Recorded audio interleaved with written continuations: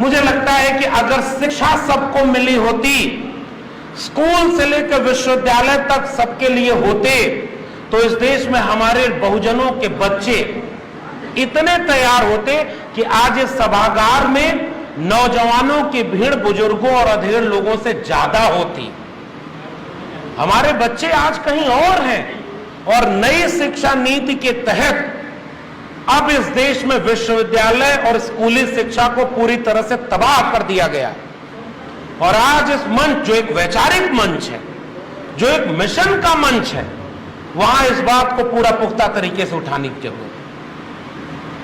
आज इसे पूर्वांचल के इलाके में अभी राजनीतिक दलों के जब चुनाव प्रचार होंगे, करोड़ों की रैलियां होंगी, बड़े बड़े मंचों से बड़ा बड़ा झूठ बोला जाएगा, वहां भीड़ होती है। वैचारिक कार्यक्रमों में थोड़े से लोग होते हैं, लेकिन इस बात का इतिहास गवाह है।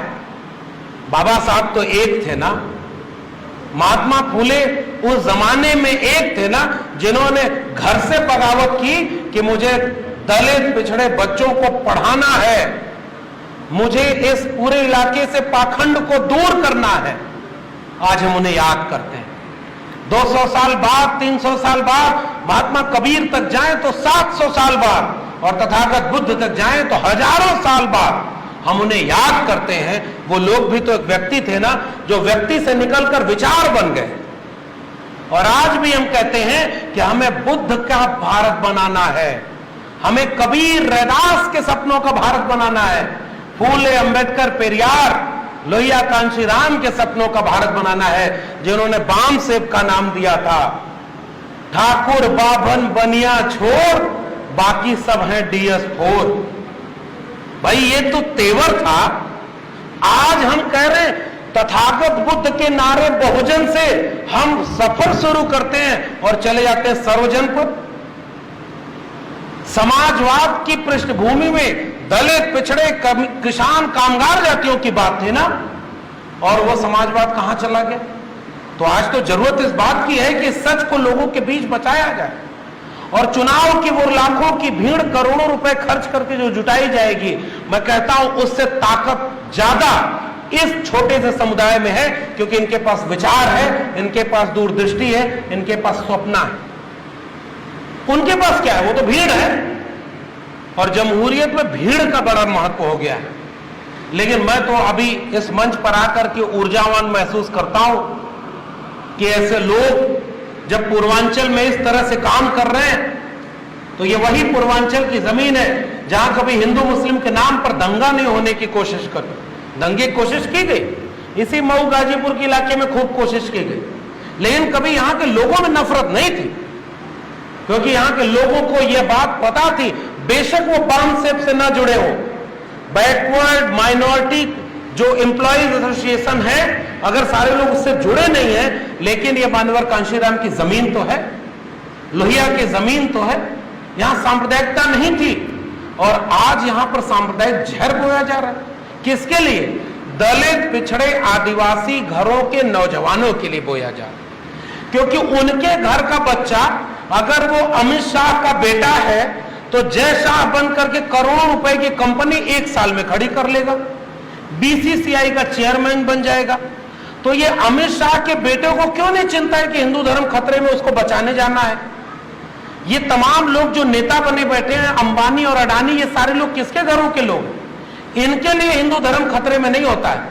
और जब दलित पिछड़े आदिवासी लोग शिक्षा और रोजगार की बात करते हैं, जाति के नाम पर शोषण के खिलाफ खड़े होते हैं, फूले अंबेडकर पेरियार के सपनों का भारत बनाने की शुरुआत करते हैं, तो हिंदू धर्म खतरे में हो जाता है। ये कहते हैं रामलला हम आएंगे, मंदिर वहीं बनाएंगे।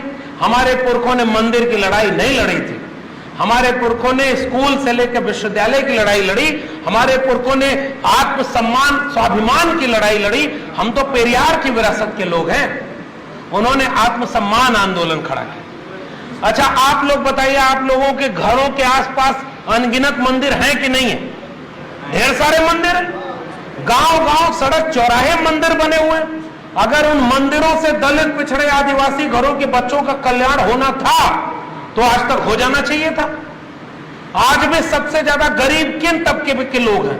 अशिक्षित किस तबके के लोग हैं, बेकार किस तबके के लोग हैं, बीमार किस, दवाई नहीं दे पाए। और इस कोरोना में सबसे ज्यादा पैदल चल करके लाखों लाख लोग जो हजारों किलोमीटर पैदल चल के आए, वो किनके घरों के लोग थे? ये सब किसान, कामगार, कमेरा जाति के लोग थे, ये बहुजन लोग थे। तो आज ये देश किसका है? जब पढ़ाई, सिंचाई और दवाई नहीं दे पाए तो ये किस बात का राष्ट्र है और किस बात का इसके ऊपर गर्व किया जाए? हमें तो आज ये संकल्प लेने की जरूरत है कि हमारा राष्ट्र बिरसा, फूले, अंबेडकर, पेरियार के सपनों का राष्ट्र होगा, तब हम कहेंगे कि यह संविधान के सपनों का राष्ट्र। तो सबसे पहली बात शिक्षा, दूसरी बात दवाई, दूसरी बात दवाई। अब स्वास्थ्य की सुविधा तो भारत का संविधान देता है। बाबा साहब ने कहा कि डिग्निटी, लाइफ की डिग्निटी होनी चाहिए। हमें शिक्षा से वंचित कर दिया, हमें रोजगार से वंचित कर दिया, हमें बुनियादी स्वास्थ्य की सुविधाओं से वंचित कर दिया। स्कूल और अस्पताल की इमारतें जाकर देख लीजिए, वो इमारतें जितनी जर्जर है ना, उतना ही बहुजन समाज को जर्जर किया गया है। और इस देश में मुनाफा कुछ चंद लोगों के पास संकेंद्रित कर दिया गया है। और अभी हमारे दोस्त ने वो बात कही कि पूरे देश को अब उन लोगों के हाथों बेचा जा रहा है।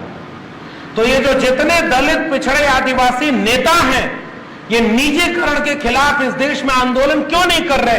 हमारा काम है ये सवाल उनसे पूछें, हमारा काम है उनसे ये सवाल पूछें कि आरक्षण पर जब हमला किया गया और जिनसे जातियां नहीं पूछी गई थी, अपनी जाति उस सेल्फ मेड ओबीसी ने बताई जब वो प्रधानमंत्री पद का दावेदार था, तो इस देश को बता रहा था कि मैं तो पिछड़ी मां का बेटा हूं। तो जब पिछड़ी मां के बेटे हो तो इस देश में SC/ST एट्रोसिटी एक्ट के साथ खिलवाड़ तुम्हारे शासनकाल में, 13 पॉइंट रोस्टर तुम्हारे शासनकाल में आया, तुम्हारे शासनकाल में आरक्षण का हमला किया गया, आरक्षण को खत्म किया गया।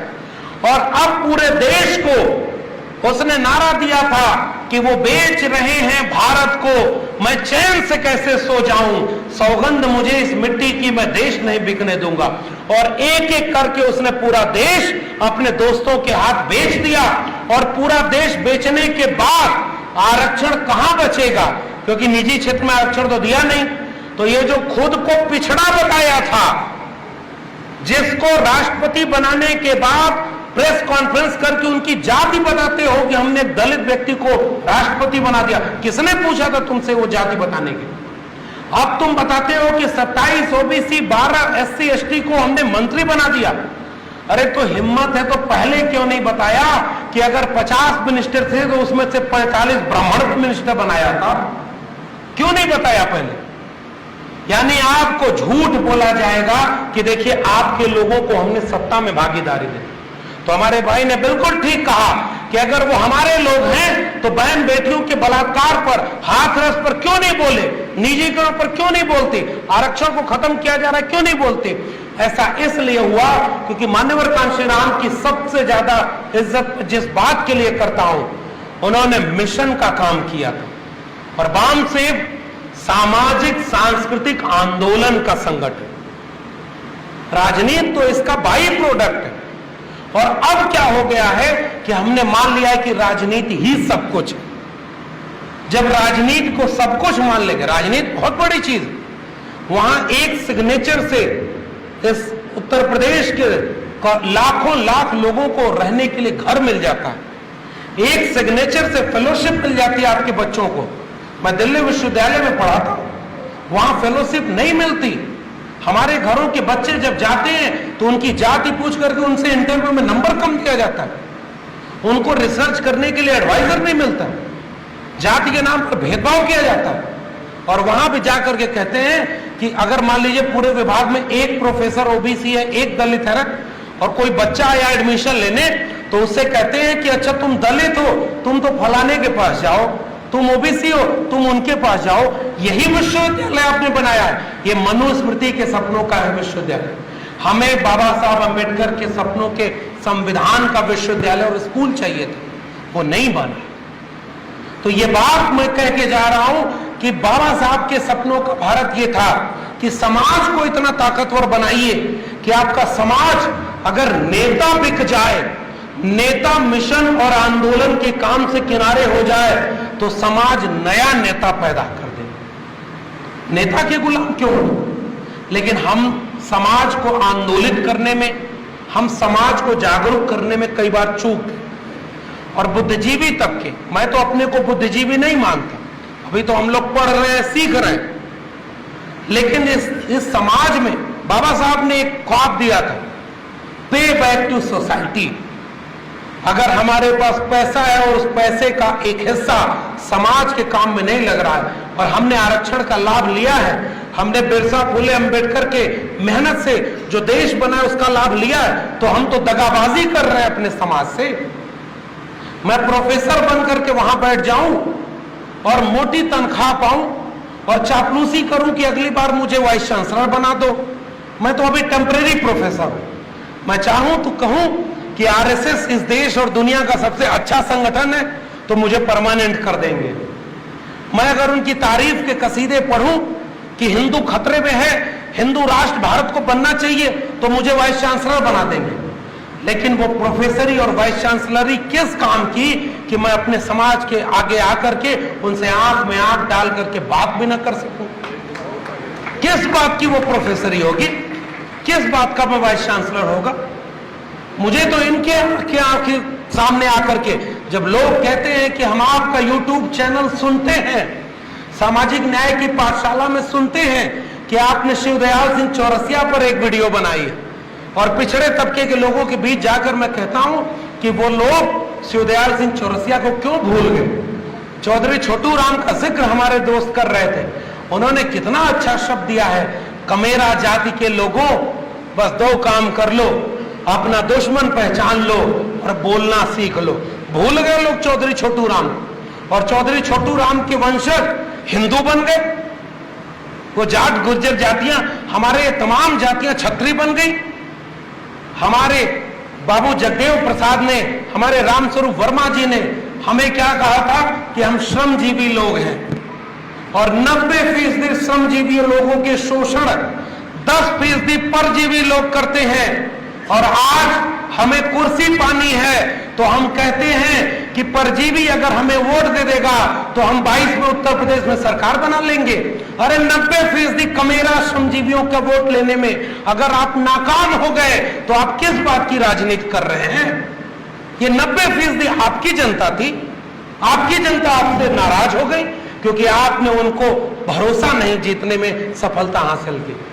तो मैं जब अपना काम करता हूं तो वो इसलिए कि मैं बाबा साहब के मंच पर आकर दमदारी से ये कह सकूं कि मैंने अपना जमीर किसी के सामने गिरवी नहीं रखा कि मुझे व्यक्तिगत लाभ मिल जाए, क्योंकि हम आज यहां हैं तो बिरसा फुले अंबेडकर और पेरियार की वजह से हैं, भारत के संविधान और मंडल कमीशन की वजह से हैं। इस बात को हम कबूल करते हैं। इसलिए मेरी जिम्मेदारी है कि मैं कल आजमगढ़ में एक सभा में बोल रहा था, वहां भी मैंने ये बात कही कि आपको पता ही नहीं चल रहा है कि नई शिक्षा नीति की आड़ में आपके बच्चों के भविष्य को हमेशा के लिए तबाह कर दिया गया। पूरे देश को अंबानी और अडानी के हाथों बेच करके बिरसा फुले अंबेडकर के सपनों की हत्या कर दी गई है। अब कहीं आरक्षण नहीं बचा है।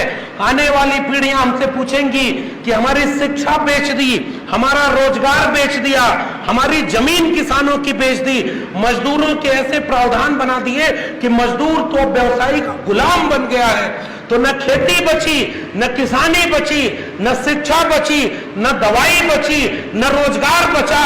तो ये बाबा साहब अंबेडकर फूले पेरियार के सपनों के भारत बनाने वाली बात तो छोड़ दीजिए। आने वाली पीढ़ियां हमसे पूछेंगी कि तुम्हारे सामने ये सब हो रहा था, तुम क्या कर रहे थे? तो कम से कम हम ये कह सके कि हम बाम साहब के मंच पर खड़े होकर लोगों से अपील कर रहे थे कि जागिए, इससे पहले कि जागने की नौबत ही न बचे। केवल इसलिए हम आपके बीच में आए हैं।